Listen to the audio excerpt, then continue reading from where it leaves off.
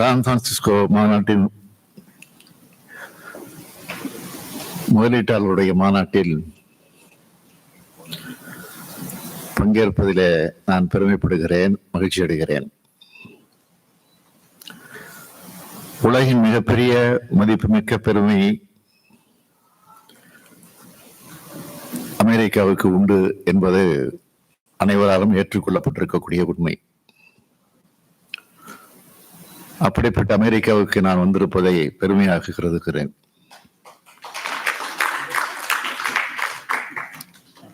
இந்தியாவில் உள்ள தமிழ்நாடு என்ற மாநிலத்தின் மக்களால் தேர்ந்தெடுக்கப்பட்ட முதலமைச்சர் நான். திராவிட முன்னேற்ற கழகம் என்ற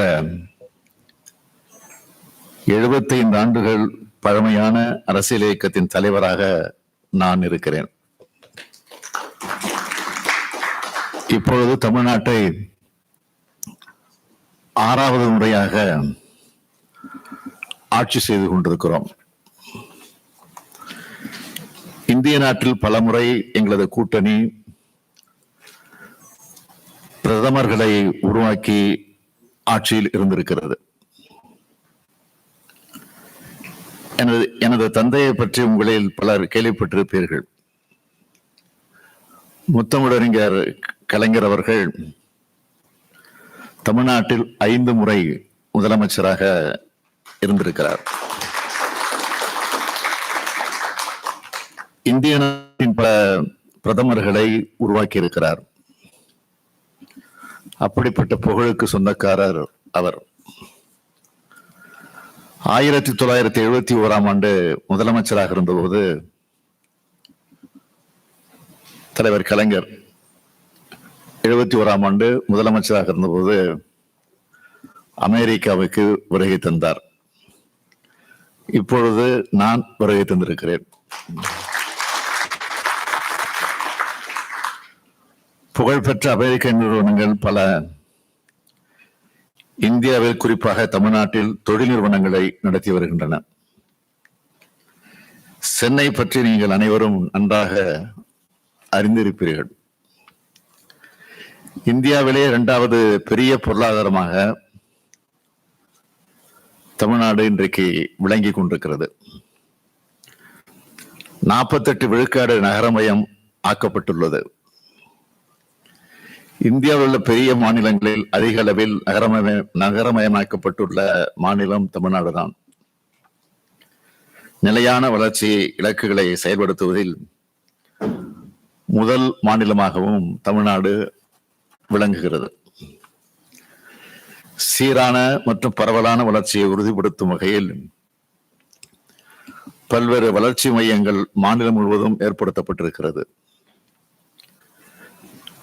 மனித வளங்கள் மற்றும் திறன்களை முன்வைத்து வளர்ச்சியை மேற்கொண்டு வரும் மாநிலமாகவும் தமிழ்நாடு திகழ்கிறது. இந்தியாவின் முன்னணி உயர்கல்வி நிறுவனங்களில் கிட்டத்தட்ட 20 விழுக்காடு தமிழ்நாட்டில் உள்ளது. இந்தியாவின் தேசிய சராசரியை விட 2 மடங்கு அதிகமாக உயர்கல்வியில் மாணவர்கள் சேரும் விகிதத்தை 48% கொண்ட மாநிலம் தமிழ்நாடு. இந்தியாவில் உள்ள தொழிற்சாலைகளில் பணிபுரியும் பெண்களில் சுமார் 45% பேர் தமிழ்நாட்டை சார்ந்தவர்கள் என்பது குறிப்பிடத்தக்கது. தெற்கு ஆசியாவிலேயே சுகாதார சுற்றுலாவில் முன்னணி மாநிலமாகவும் தமிழ்நாடு திகழ்ந்து கொண்டிருக்கிறது. இத்தகைய வளர்ச்சி மிகுந்த மாநிலமான தமிழ்நாட்டுக்கு தொழில் துவங்க வருமாறு உங்களை எல்லாம் அழைப்பதற்காகத்தான் நான் இங்கே வருகை தந்திருக்கிறேன். தமிழ்நாட்டுக்கும் அமெரிக்காவுக்கும் தொழில் ரீதியான உறவு எப்பொழுதுமே பலமாக இருந்து வந்துள்ளது. 300க்கும் மேற்பட்ட அமெரிக்க நிறுவனங்கள் தமிழ்நாட்டில் தங்கள் திட்டத்தினை நிறுவியுள்ளன. சேவைகள் சேவை மையங்கள், உலகளாவிய திறன் மையங்கள், உற்பத்தி, ஆராய்ச்சி மேம்பாடு உட்பட பல்வேறு துறைகளில் தமிழ்நாட்டில் மேற்கொண்டிருக்கிறார்கள். இதை தமிழ்நாட்டினுடைய தொழில் வளர்ச்சிக்கான ஒரு அங்கீகாரமாகவே நான் கருதுகிறேன்.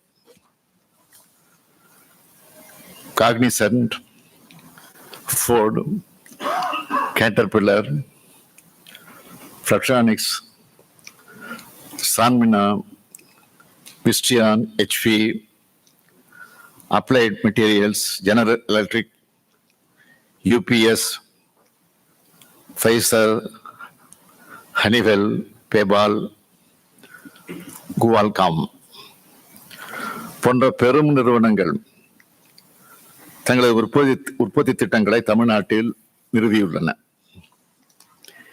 இந்த வரிசையில் இன்னும் பல நிறுவனங்கள் தமிழ்நாட்டுக்கு வர வேண்டும்.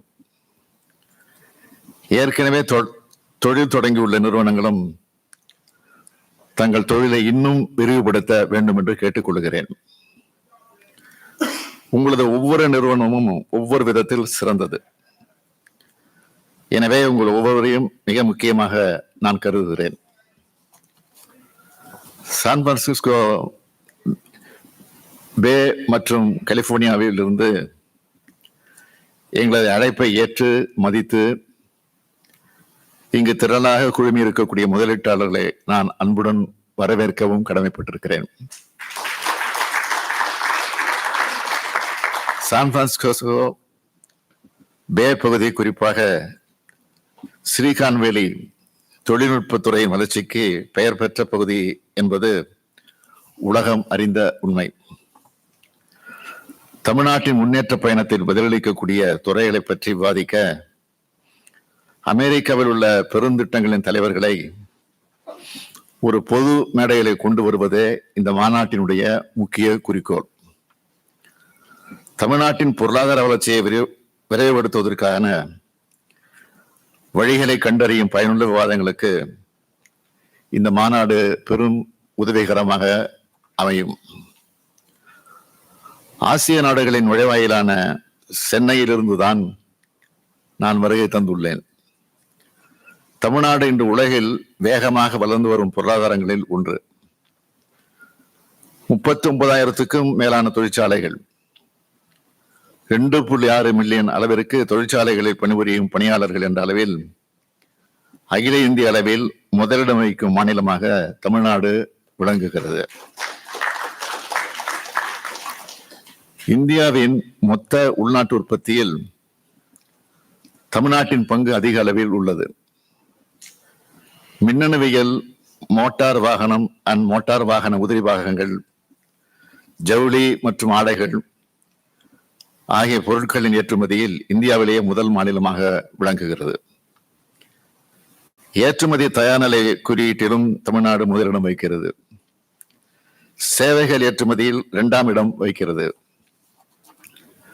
தமிழ்நாட்டில் ஏற்கனவே சிறந்து விளங்கும் அறிவுசார் வளர்ச்சியை மேலும் மேம்படுத்தும் வகையில் சமீபத்தில் இந்தியாவிலேயே முதல் முறையாக செயற்கை நுண்ணறிவு மையம் சமீபத்திலே சென்னையிலே துவக்கி வைக்கப்பட்டது. இதன் மூலம் இத்துறையின் எதிர்கால வளர்ச்சி மேலும் மேம்படும் என்று நான் உறுதியாக நம்புகிறேன். நவீன உள்கட்டமைப்பு, ஏராளமான வளங்கள் மற்றும் திறன்மிகு பணியாளர்களால் உலக முதலீட்டாளர்கள் வெகுவாக ஈர்க்கப்படுகிறார்கள்.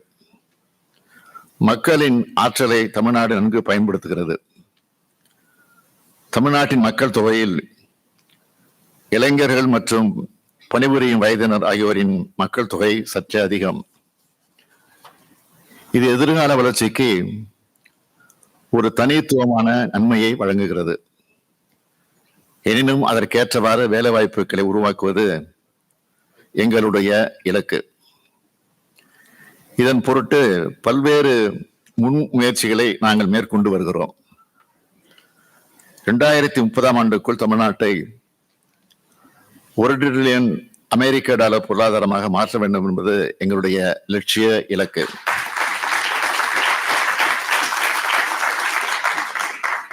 இதை அடைவதற்காக மூலதனம் அதிகம் உள்ள தொழில்களையும் வேலைவாய்ப்பினை அதிகப்படுத்தும் தொழில்களையும் ஈர்ப்பதில் நாங்கள் கவனம் செலுத்தி வருகிறோம். இவ்வாறான இருமுனை முயற்சி தற்போது சாதகமான பலன்களை அளித்து வருகிறது. இவ்வாறான முன்முயற்சியினை ஒரு அங்கமாகத்தான் 2024 ஆண்டு ஜனவரி மாதம் 7 மற்றும் 8 தேதிகளில் சென்னையில் உலக முதலீட்டாளர் மாநாடு 2024 மிக வெற்றிகரமாக நடத்தி காட்டினோம். 35க்கும் மேற்பட்ட வெளிநாடுகளில் இருந்து முதலீட்டாளர்கள், பன்னாட்டு பிரதிநிதிகள் மற்றும் புகழ்மிக்க தொழில் நிறுவனங்கள் இந்த நிகழ்ச்சியில பங்கேற்றார்கள். அமெரிக்க பிரதிநிதித்துவமும் இந்த மாநாட்டில் குறிப்பிடத்தக்க வகையில் அமைந்தது. அந்த மாநாடு மூலமாக நாங்கள் மேற்கொண்ட புரிந்துணர்வு ஒப்பந்தங்களின் எண்ணிக்கை எவ்வளவு தெரியுமா? 631.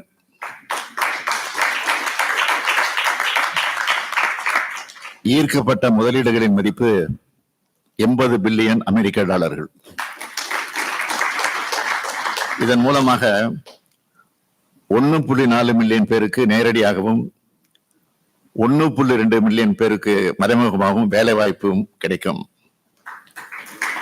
இந்த பிரம்மாண்டமான நிகழ்வின் மூலம் உலக முதலீட்டாளர்களுக்கு தமிழ்நாட்டின் மேல் உள்ள நம்பிக்கையை உலகத்திற்கு நாங்கள் எடுத்து காட்டினோம். மொத்தமாக சொல்ல வேண்டும் என்றால், கடந்த 3 ஆண்டுகளில் 3.1 மில்லியன் பேருக்கு நேரடி மற்றும் மறைமுக வேலைவாய்ப்பை உருவாக்கும் வகையில் கிட்டத்தட்ட 120.48 பில்லியன் அமெரிக்க டாலர் முதலீடுகளை ஈர்த்திருக்கிறோம். ஆயிரக்கணக்கான இளைஞர்கள் மற்றும் பெண்களுக்கு அவர்கள் வசிக்கும் பகுதிக்கு அருகிலேயே வேலை வாய்ப்புகள் பெருமளவில் உருவாக்கப்பட்டிருக்கிறது. இதன் மூலம் மாநிலத்தின் அனைத்து பகுதிகளும் சமமான அளவில் உறுதியாக சமூக பொருளாதார வளர்ச்சி பெற்று வருகிறது. இவ்வாறு ஈர்க்கப்பட்ட முதலீடுகளில் அமெரிக்க நிறுவனங்களின் முதலீடுகளும் பெருமளவில் உள்ளது என்பதையும் நான் உங்களுடன் மிகவும் மகிழ்ச்சியுடன் பகிர்ந்து கொள்கிறேன். இந்தியா, அமெரிக்கா ஆகிய நாடுகளுக்கு இடையேயான பொருளாதார உறவுகள் சமீப காலங்களில் மிக பெரும் எழுச்சி கண்டுள்ளது. இந்திய சந்தைக்குள் நுழையும் அமெரிக்க நிறுவனங்களின் எண்ணிக்கை தொடர்ந்து அதிகரித்து வருகிறது. தெற்கு ஆசியாவிலேயே முதலீடுகளை ஈர்த்திட உகந்த மாநிலமாக விளங்கும் தமிழ்நாட்டில் எண்ணற்ற அமெரிக்க நிறுவனங்கள் தங்கள் திட்டங்களை இங்கு நிறுவியுள்ளார்கள். இன்னும் பல நிறுவனங்களும் பேச்சுவார்த்தைகள் மேற்கொள்ளப்பட்டு வருகிறது. இதற்கு தேவையான பல்வேறு தொழில் கொள்கைகளையும் சிறப்பு ஊக்குவிப்பு திட்டங்களையும் நாங்கள் வெளியிட்டிருக்கிறோம். மின்னணுவியல் கொள்கை, நிதிநுட்ப கொள்கை, ஏற்றுமதி மேம்பாட்டுக் கொள்கை, ஆராய்ச்சி அண்ட் மேம்பாட்டுக் கொள்கை, ஒவ்வொரு திட்டத்திற்கும் தேவைப்படும் அனுமதிகளை விரைவாகவும் எளிதாகவும் பெற்றிடும் வகையில் ஒற்றைச்சாளர இணையதளத்தை ஏற்படுத்தி இருக்கிறோம். இதன் மூலம் முதலீட்டாளர்கள் தங்கள் திட்டத்திற்கு தேவையான அனுமதிகளை ஆன்லைனிலே பெற்றுக்கொள்ள முடியும். வணிகம் புரிதலை எளிதாக்குவதற்காக நாங்கள் மேற்கொண்ட சிறப்பு முயற்சிகளின் காரணமாக வணிகம் புரிதலை எளிதாக்கும் தரவரிசையில் சிறந்த செயல்திறன் கொண்ட மாநிலம் என்று தமிழ்நாடு வரையறுக்கப்பட்டுள்ளது. மின்னணுவியல், செமிகண்டக்டர்கள், ஆராய்ச்சி மேம்பாடு, அரைகலன்கள், மேம்பட்ட உற்பத்தி போன்ற துறைகளில் உங்களின் மேலான முதலீடுகளை நாங்கள் வரவேற்கிறோம். ஒருவருக்கு ஒருவர் பரிமாறும் நட்பின் அடிப்படையிலான நல்லுறவின் மூலமாகத்தான் நாம் வளர முடியும். இந்தியாவுடன் உள்ள அந்த நல்லுறவை குறிப்பாக தமிழ்நாட்டு முன்னேற்றத்திற்கு அமெரிக்க நிறுவனங்கள் பயன்படுத்திட வேண்டும் என்று நான் கேட்டுக்கொள்கிறேன். உயர்ந்த மனித வாழ்வியல் நெறியை கொண்ட நாடு அமெரிக்கா.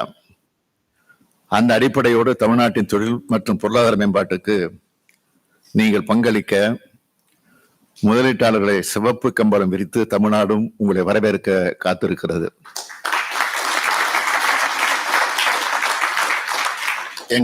எங்களின் அரசு பயணம் பெரும் வெற்றி பெற உறுதுணையாக நின்ற சான் பிரான்சிஸ்கோ துணை தூதர் டாக்டர் ஸ்ரீஹர் ரெட்டி அவர்களுக்கும் அவரது குழுவினை சார்ந்த அனைத்து தூதரக அதிகாரிகளுக்கும் ஒருங்கிணைந்த இதெல்லாம் ஒருங்கிணைத்த திரு கௌரவ் வர்மா அவர்களுக்கும், லேலா கண்ணப்பன் அவர்களுக்கும், என் ரங்கசாமி அவர்களுக்கும் என்னுடைய நெஞ்சார்ந்த நன்றியை தெரிவித்துக் கொள்ள விரும்புகிறேன்.